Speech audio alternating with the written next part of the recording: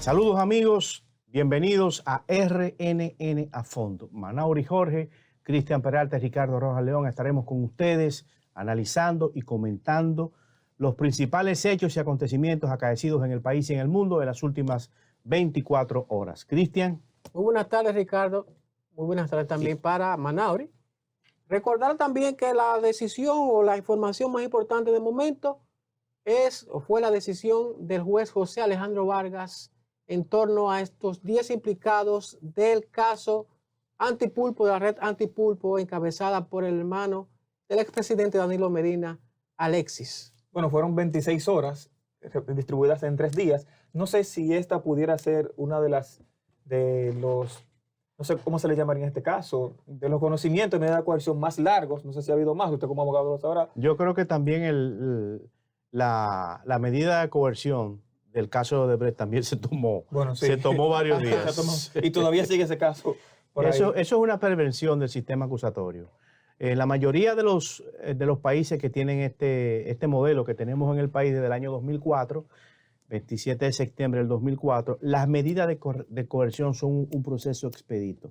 Aquí no. Aquí lamentablemente a veces el imputado tiene que esperar arrestado en la cárcel del Palacio de Justicia o en alguna otra cárcel en el interior del país que se le conozca la medida de coerción para decidir qué medida de coerción se le impone. Wow. Y es así, o sea, así es que funciona. O sea, y no hay 48 horas, la regla no dice que son 48 bueno, horas. Sí, hay sometimiento a la justicia por 48 horas y se supone que en 48 horas la justicia debe decidir si usted va a ser objeto de algún tipo de medida de coerción. Pero el juez habló y mencionó de manera enfática que tanto el Ministerio Público como los abogados de la defensa también como que hablaron demasiado. Sí, lo que pasa es que hay que recordar que el juez es el que tiene la policía de la audiencia. Él es el que controla, ¿no? Y lo ideal en este tipo de casos es que, digamos que las reglas estén claras desde el principio. Pero, lógicamente, hay que reconocer que existe el derecho de defensa y el principio de inocencia que de alguna forma impacta el conocimiento de la medida de coerción. Y bueno, los abogados siempre querrán extenderse en sus disertaciones porque además de esa forma luce mejor frente a sus clientes. Yo diría incluso que hasta el propio juez, porque duró 37 minutos motivando al final el fallo que iba a dar para la medida de coerción. No sé si eso se estila, hablar así tan abundante, pero también habló mucho el juez. Vamos a ver, creo que Cristian tiene ahí el detalle de lo que fue la decisión del magistrado José Alejandro Vargas la noche de este martes. Bien, en cuanto a Juan Alexis Medina, fue señalado como el líder de un entramado societario que había estafado al Estado Dominicano, pero también Fernando Rosa, expresidente del FONPER, y Francisco Pagán, saliente director de la OISOE. Podemos decir que estos serían los 3 principales. A ellos 3, entonces el juez Alejandro Vargas le impuso como medida de coerción 3 meses, es decir, que vendrían finalizando, tal y como señaló el próximo 1 de marzo. Entonces, también se encuentran bajo esta misma condición Julián Esteban Suriel Suazo, Huácal Bernabel Méndez Pineda, Aquiles Christopher, José Dolores Santana, estos están señalados como los testaferros y socios del entramado mafioso. Entonces, en adición, pues entonces deberán pagar en el caso de Freddy Hidalgo y también Rafael Hermosén, así como la hermana del presidente Magalis, que como sabemos ¿podemos hablar de qué? En ese sentido, en el caso de ella, porque recibió un tratamiento especial por su condición de mujer, ¿no? Lo cual ha generado reacciones diversas. O sea, hay gente que dice, bueno, ella es mujer, pero bueno, ¿y qué tiene que ver que sea mujer? Y hay quienes dicen que sí, que por el hecho de que es mujer, fue correcto el tratamiento que le dispensó el juez José Alejandro Él Vargas. dijo que él respeta mucho a las mujeres y Sí. que pondera muchas cosas para tomar una decisión en cuanto a una fémina se refiere, pero ella entonces también deberá pagar 10 millones de pesos y también tener grillete, que como sabemos el juez también señaló el hecho Sí.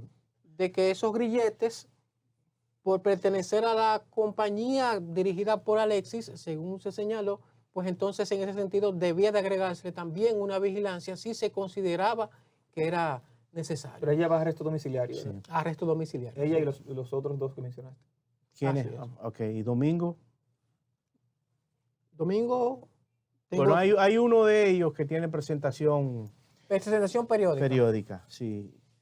Bueno, el nombre no lo tengo acá ahora mismo, pero lo cierto es que Creo que apellido Rosa.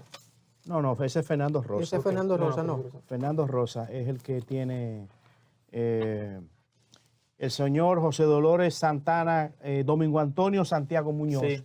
tiene una libertad pura y simple con Presentando presentación periódica. Entonces, a quienes se le determinó la medida de coerción para cumplirla en la cárcel, pues tenemos que será en la cárcel Ahí está, hay CCR. dos cárceles. Hay dos cárceles. sí. CCR, el Centro de Corrección y Rehabilitación, En San Cristóbal. en San Cristóbal y otros en San Pedro de Macorís. Así es. Bueno, como tú decías, la decisión del juez fue el resultado de una solicitud de medida de coerción. O sea, aquí, cuando el juez emite una orden de arresto y se arresta a esa persona y se somete a la justicia, entonces el juez decide, el Ministerio Público está en la obligación de solicitar que se imponga una medida de coerción. Generalmente el Ministerio Público solicita que se imponga la prisión preventiva. Los jueces no siempre complacen al Ministerio Público. En este caso, el Ministerio Público presentó un documento de solicitud de medida de coerción de 268 páginas. En las primeras 130 páginas hay un relato fáctico, una descripción de los hechos, de las conductas en que incurrieron estas 11 personas, los 11 encartados, que supuestamente pertenecen a una red encabezada por Alexis Medina. El Ministerio Público propuso también 16 testigos, entre ellos el director de presupuesto, el director de compras y contrataciones y el actual director de Fonper. Suponemos que esos testigos también serán ofertados cuando el Ministerio Público presente su acusación, ¿no? Al término de la investigación, el Ministerio Público tiene que presentar acusación, ¿no?, contra quienes entienda que hay indicios graves y serios que comprometen su responsabilidad penal. Me imagino que esos funcionarios, también esos y probablemente otras personas serán propuestos. También se propusieron creo que 16 o 17 militares que fueron los que participaron en las medidas de coerción. Hay 326 pruebas documentales de diversos tipos y varias pruebas materiales, la mayoría de ellas vehículos, dinero y armas de fuego. En ese tenor, don Ricardo, esas pruebas que el Ministerio Público presentó o que dijo que tenía en su poder, ¿puede utilizarlas cuando se vaya a conocer ya el juicio al final? Sí, son pruebas, son pruebas. Y tú adelantarlas diciendo todo esto, ¿no daría pie a que los abogados de la defensa, de la parte que tú acusas, se preparen mejor y puedan refutar? Bueno, esa es la idea. La idea es que en un sistema acusatorio aquí jugamos limpiamente. Tú tienes que decirle a la contraparte las pruebas que tú tienes, ¿no?, para que en virtud del ejercicio del derecho de defensa, el imputado se defienda. O sea, el Ministerio Público no puede dar sorpresas en materia probatoria, ¿no?, ni en materia de imputación. Todo el mundo tiene derecho a saber de qué se le está acusando y cuáles son las pruebas que el Ministerio Público está haciendo valer. Buen dato ese. ¿No? Ahora, tengamos en cuenta lo siguiente. En la audiencia de los últimos 3 días, de los 3 días anteriores, domingo, lunes y martes, no fue una audiencia de prueba. No es, como se dice, un juicio a la prueba. El juicio a la prueba se produce en la audiencia preliminar, donde el juez, en base a la acusación que presenta el Ministerio Público y, lógicamente, la defensa que hacen los los imputados decide quiénes van a juicio, quiénes no van a juicio y qué pruebas se llevan a juicio. El juez tiene que validar cuáles son las pruebas, ¿no? En los últimos 3 días, en los 3 días anteriores, como decíamos, parecería que por momentos estábamos discutiendo la prueba. Exacto. ¿No? E incluso los tipos penales. Bueno, fueron muy interesantes las discusiones dogmáticas que se produjeron en la audiencia sobre la tipificación penal y de qué forma un tipo penal se ajustaba o no a una conducta. Pero esas son cuestiones de fondo. Esas son cuestiones de fondo porque además recordemos que esta calificación jurídica que el Ministerio Público está proponiendo, como la que va a proponer mediante el escrito de acusación ante la audiencia preliminar, son provisionales. Son provisionales y el juez de la instrucción que le corresponda dirigir la audiencia preliminar puede incluso descartar algunos tipos penales, ¿no? Bueno, y en virtud de lo que tú preguntabas, Manaurio, lo que decías, también es importante recordar que el mismo juez José Alejandro Vargas, ayer cuando iba a emitir el fallo, él aplanó y dijo que él debía creer en lo que estaba diciendo o en la buena fe del Ministerio Público. O sea, que en ese sentido, pues, esas pruebas están dadas ahí y ya veremos entonces qué ocurre más adelante. ¿Dónde es que se va a ventilar entonces?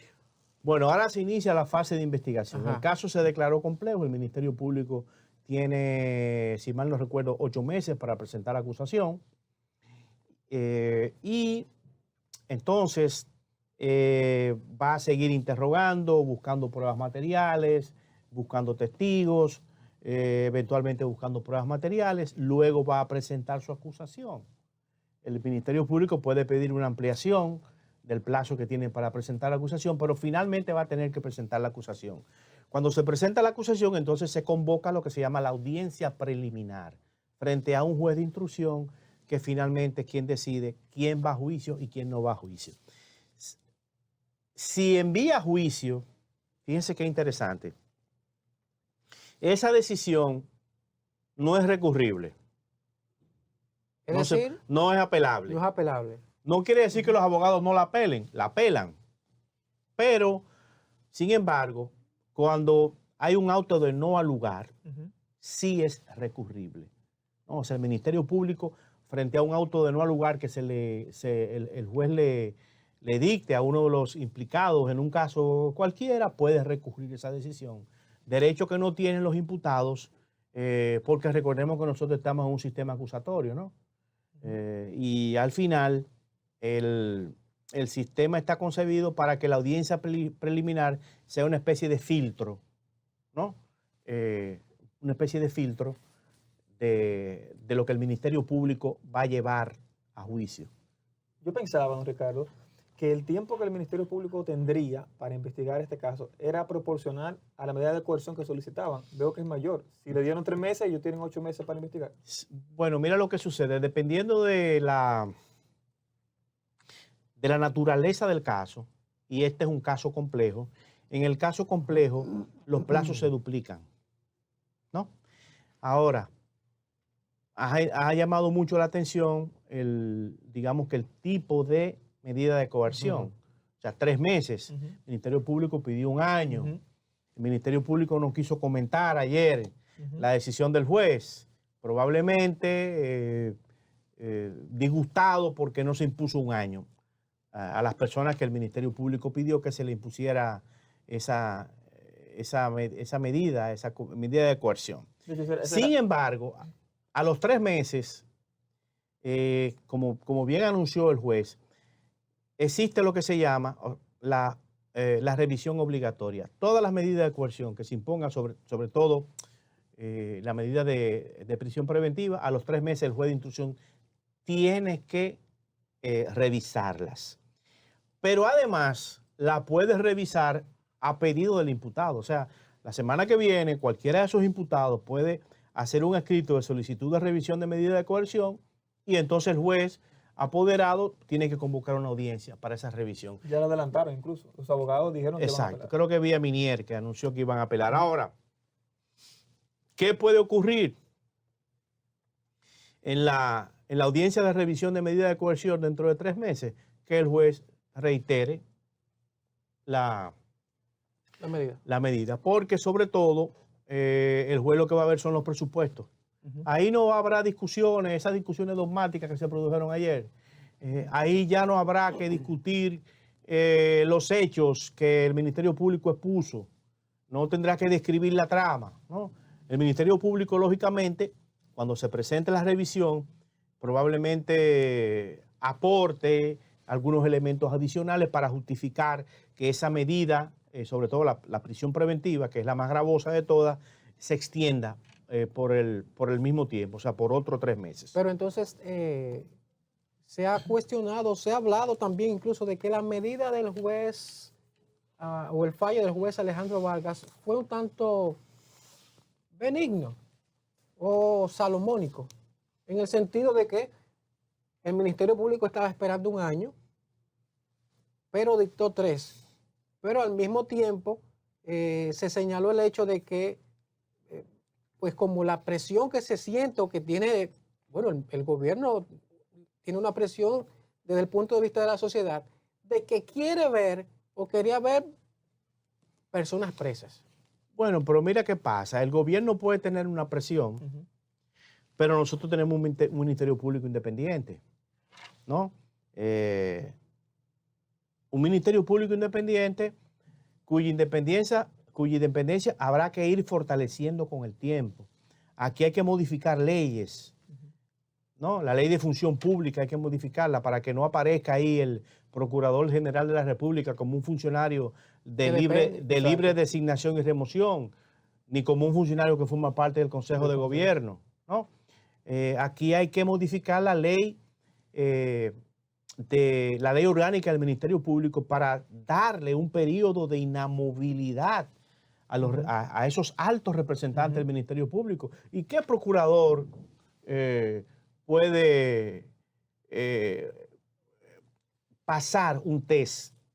O sea, ¿qué sistema puede pasar un test de independencia, de autonomía, cuando usted puede nombrar hoy un funcionario y quitarlo mañana? Claro. Entonces, en la Constitución del 2010, el Ministerio Público es considerado un órgano del sistema de justicia con autonomía funcional, administrativa, ¿no?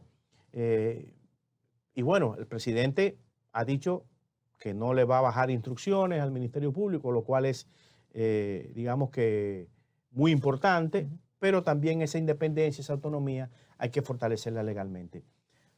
Vamos a hacer una pausa y luego continuamos analizando este y otros temas de interés.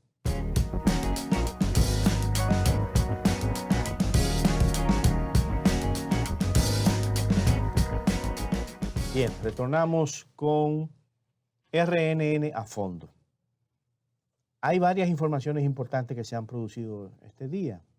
Y vamos a hablar rápidamente acerca de la designación que hizo el presidente Luis Abinader de la nueva ministra de Educación. De la Juventud. De la Juventud, porque como sabemos, Kimberly presentó su renuncia, decía que se apartaba en vista de la situación de que se estaba presentando en cuanto a la investigación sobre la cual es objeto. Entonces, el día de hoy, el Poder Ejecutivo emitió el decreto 694-20, y la información fue dada a conocer en una rueda de prensa por la vocera de la presidencia. Yo creo que Kimberly hizo lo correcto.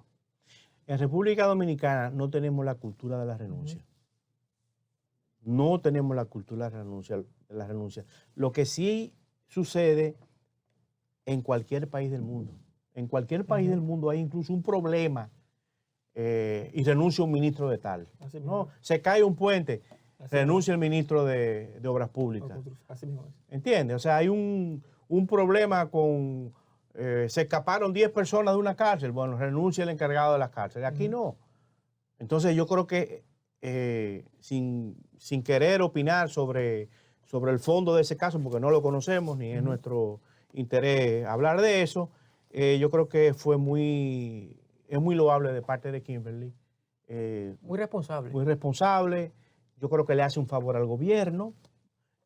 porque recordemos incluso que la Dirección de Compras y Contrataciones había depositado algunos documentos en la Procuraduría General de la República en relación con ella. Entonces creo que lo más elegante es hacer lo que ella hizo, ¿no? Y bueno, Manauri ha dicho que conoce, Sí. tiene Bueno, ella se referencia de la llama- nueva directora de la Juventud. La nueva ministra se llama Luz del Alba Ramírez. Ella es hija de un regidor en Santo Domingo Este, yo también vivo en Santo Domingo Este, y es muy conocida de aquel lado porque ella fue, digamos, una de las encargadas de la campaña del presidente Abinader en Santo Domingo Este. Es una dirigente muy activa del PRM, parte del equipo de la juventud del PRM. Ella ya era viceministra de Kimberly, y de hecho cuando el presidente la designó hoy mismo, la misma Kimberly resaltó los logros que ha tenido Luz del Alba y le deseó buenos éxitos. Ojalá que sí, que haga un buen trabajo. O sea que hay fiesta en Santo Domingo Este. No, y es hija de un regidor también, Sí, ¿no? Exactamente. ¿verdad Eso que es sí? importante. Además, yo creo que hay que seguir ampliando los espacios Ujú. de la mujer en el ámbito de la administración pública. Las mujeres generalmente son más honestas que los hombres. Incluso en criminología hay algo que se llama gender gap, brecha de género. Hay una infinidad de estudios y teorías del por qué las mujeres delinquen más que los hombres. ¿Delinquen más? Digo, delinquen menos Ok, que los menos. hombres. Generalmente, un 95% de delitos los cometen los hombres, poco más, poco menos, 2, 3, 4. Y el resto lo cometen mujeres. O sea que por eso digo que las mujeres tienden a ser más cumplidoras de la ley en todos los sentidos.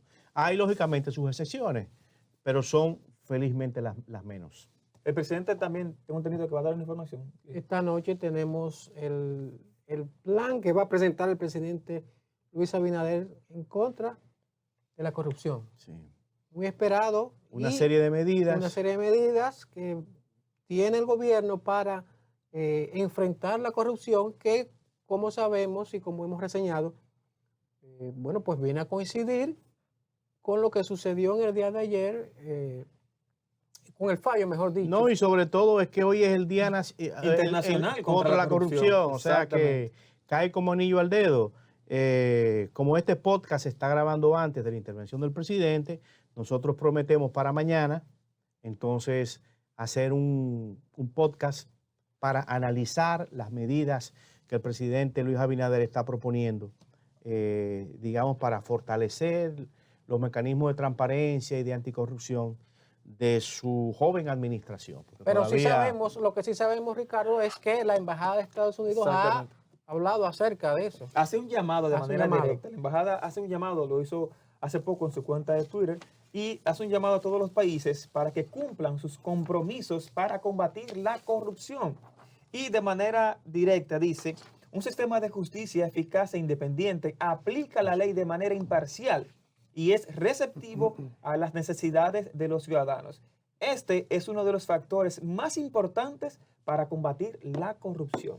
Bueno, Todo esto que viene contextualizado por lo que sucedió esta semana, que le pone como cierto sabor a todo este tema. bueno, eso es, digamos que es una manifestación importante del compromiso del gobierno de los Estados Unidos en promover ambientes públicos y privados donde tenga muy poca cabida la corrupción. Exactamente. Tenemos que hablar también ya una última información acerca de la incautación de un importante alijo de presumiblemente cocaína, porque así es que debemos decir, justo en el día de hoy en el puerto de Caucedo. Miren las imágenes ahí, estamos hablando de 1.145 paquetes presumiblemente de cocaína en un operativo de inspección realizado en la terminal del puerto. Eso casi seguro es cocaína. Bueno, Porque es muy raro que transporten harina, Claro. arroz o azúcar. o Así, azúcar en ese tipo de contenedor, de empaque, ¿no? Miren, yo les voy a decir la verdad, yo estoy sorprendido con la cantidad de droga Sí. que se ha incautado en el país en los últimos meses. Sí, ciertamente. Eso es increíble. Lo que uno espera también es que así como se incautan esos grandes alijos de droga, se destruyan las organizaciones criminales que están detrás, ¿no? En los últimos años ha habido casos puntuales, ¿no? El de César el Abusador, el de Quirino hace muchísimos años, pero si nosotros echamos un poco más atrás, en los inicios incluso, y quizás en los primeros 10 años de la Dirección Nacional de Control de Drogas, no solo estábamos en presencia de grandes cantidades de droga, sino también del desmantelamiento de redes de narcotráfico. Yo no recuerdo en los últimos años, salvo el tema de César el Abusador, alguna red importante de narcotráfico que haya sido desmantelada. Entonces, a eso hay que ponerle atención. Y algo interesante es que la DNCD en todos estos operativos también se auxilia de otras entidades y quizás eso facilita informaciones, facilita los procesos y eso pudiera incluso hasta traducirse en ser más eficiente en el servicio, aunque de manera directa las operaciones las haga la DNCD. Bueno, mira que lo que sucede es que desde su fundación, en la DNCD hay lo que se llama el Centro de Información y Coordinación Conjunta, donde fluye la información contra la droga de todas las agencias que hay en el país, ¿no? Y de todos los cuerpos armados, ¿no? Ahí hay la gente de la 2, del M2, del J2 y del G2, así como el DNI, envían información de inteligencia al 6CC, ¿no? Como se llama, y bueno, ahí se organizan operaciones en base a esa información de inteligencia. Hay muchos o varios exdirectores del 6CC y puedo mencionar a Bayonet, puedo mencionar a Delgado Bardés, puedo mencionar incluso a otros, ¿no? Que primero fueron jefes del 6CC y finalmente terminaron siendo directores de la DNCD. O sea que es importante. Ojalá que sigamos dando estos golpes al narcotráfico. República Dominicana, por su ubicación geográfica, es muy vulnerable. Es un punto estratégico, es un puente. A nosotros, a los dominicanos, no nos gusta que los americanos en su informe que hace el Departamento de Estado se utilice esa expresión, pero parece que es así, ¿no? Siempre ha sido así. Lo importante es que sigamos combatiendo este flagelo y en especial que se sigan dando golpes duros a esas organizaciones narcotraficantes, ¿no? Que no solamente caiga la droga, sino que también caigan las organizaciones que están detrás, ¿no? La gente que tiene como profesión y oficio traficar con sustancias controladas. Los artífices intelectuales de todo este entramado. Bueno, yo creo que hemos llegado al final de este podcast.